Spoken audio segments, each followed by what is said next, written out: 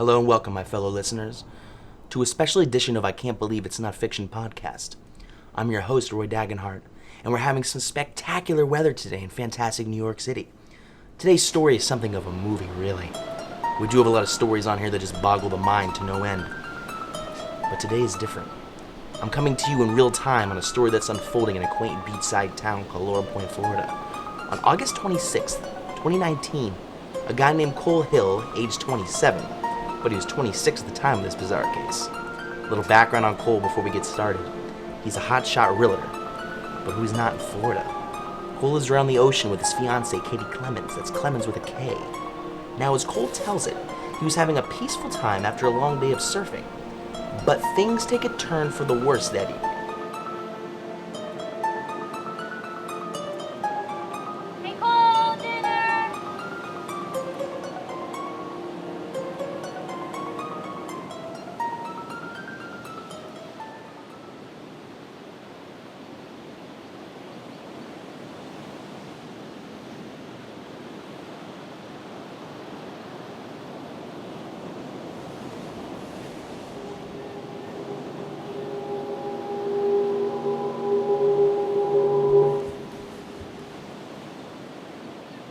I sat down, I was taking my leash off, and I felt something weird in the sand. What was it? Oh, shit. Well, what do we do? Do we call the police? The serial numbers are scratched off. Okay, I'm going inside to call the cops. Hey, wait. What? Maybe we should wait until tomorrow. You know, if we find out it was involved in a robbery or a shooting or something. Well, it's an illegal gun that's buried behind our house. Of course it was involved in I know. I don't know, I feel like it was involved in some petty shit, like nothing serious, you know? So that makes it okay to not call the cops right now? No, all I'm saying is we call them tomorrow. Okay, but what if it was involved in something like, well, what if he killed someone and people come around? Tomorrow! Okay? Look, I need to get some rest, and, you know, they'll be here for hours asking questions, so, tomorrow, alright? Call them tomorrow. Fine. Let's just go eat. Maybe we live on a murder scene. This is when the crazy train leaves the station, friends. Cole and Katie were being observed as they reburied that gun by a neighbor. I'd call her the Grim Reaper, but her name is Sarah Haste.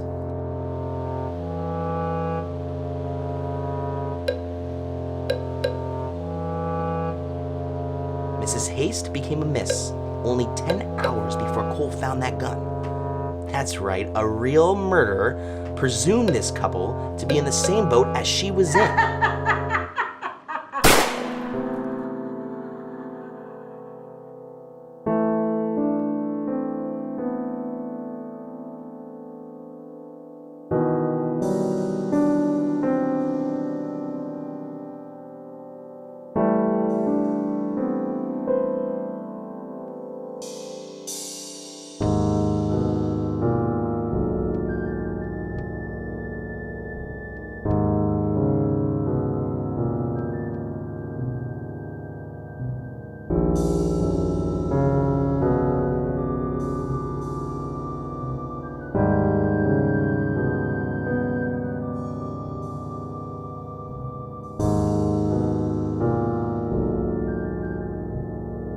I saw this from the beginning, but Mr. Hill re-hid that firearm for a reason. He has that $1.5 million home on the ocean for a reason as well, and it's far from legal. The bastard has been committing tax evasion and fraud of personal earnings since he was the ripe age of 21. He delayed on calling the cops because he was paranoid that the feds would get too close for comfort after successfully avoiding them for all these years. There was only one thing to do: destroy the evidence.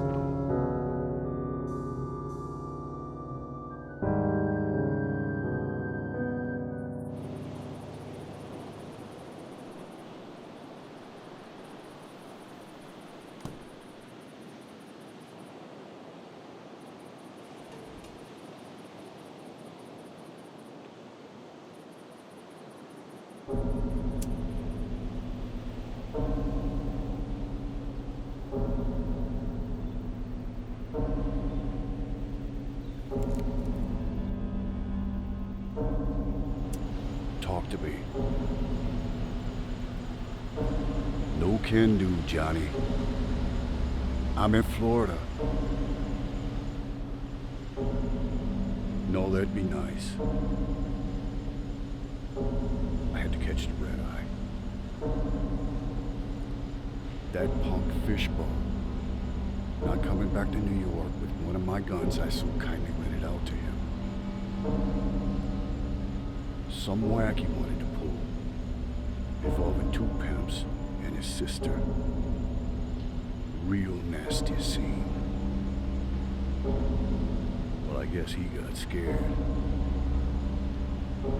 I heard he's on his way to Tijuana with a bag of blow. He won't last long with that accent.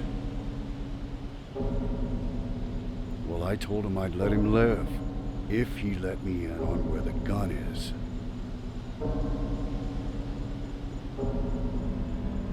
So now I'm at some sandy beach in Florida.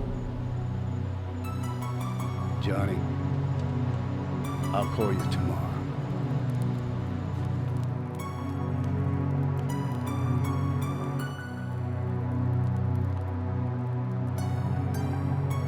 What the hell are you doing? Shh.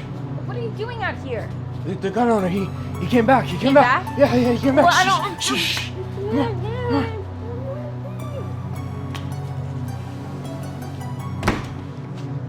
So it looks like the two of you got yourselves into some bad shit. Hey, Mrs. Haste? That's your gun? I always wondered how you two could afford this place. Oh, what's that? Look, I don't know. It's just... Bullshit. Seems your boyfriend here wants to fuck Uncle Sam. And I think you two might have killed somebody. What happened? Don't want to lose the house cold. Miss Haste, you don't have any idea what you're talking about. Get out of my Watch house! it, boy. I ain't friendly. And girlie, you better not do that. Don't even think about it. Now tell me why you buried a gun out on the beach. We didn't bury anything. We didn't kill anyone either. We don't need to answer any of your goddamn questions. Don't roar me, boy. I got a clean shot to make you a mess. And it'd be a shame to stain your girlfriend's gown with her man's brains. Somebody buried that thing in our backyard. Yeah. Well then, it seems to me we've come to a fork in the road now, haven't we? Kill you both. Suicide in the papers. Forget the whole damn thing. Forget it, we'll forget it. I knew that you'd say that. But option A is a hell of a lot more fun. That was close. Where'd you come from? Not too many questions. You know that gun she tried to kill you with? I'm after that. Is it yours? In a sense. I guess you could say it's a few people's. For emergency use only type of thing. You follow? Emergency use only? I'm so scared, kid. Makes me nervous. Thank you. For what? I don't know, for, saving our lives. Yeah, you're welcome. Anyway, I gotta get going. Get going. And so what, you're just gonna leave us here with a dead body? Look, kids, you're gonna do fine. Just finish cleaning out your junk drawer, and my guys will be here soon to take care of her. Besides, nobody's gonna miss that broad. Now, good night to you two. Hey, wait. What? Can I at least get your name? Just call me the Ocean's Eyes, I suppose. Blood was spilt that night in the name of tying up loose ends, and now the weapon of choice is back in business for the next poor sucker to have their day of judgment. And on that note, have an eventful evening, my listeners. This is Roy Dagenhart signing off of I Can't Believe It's Not Fiction podcast.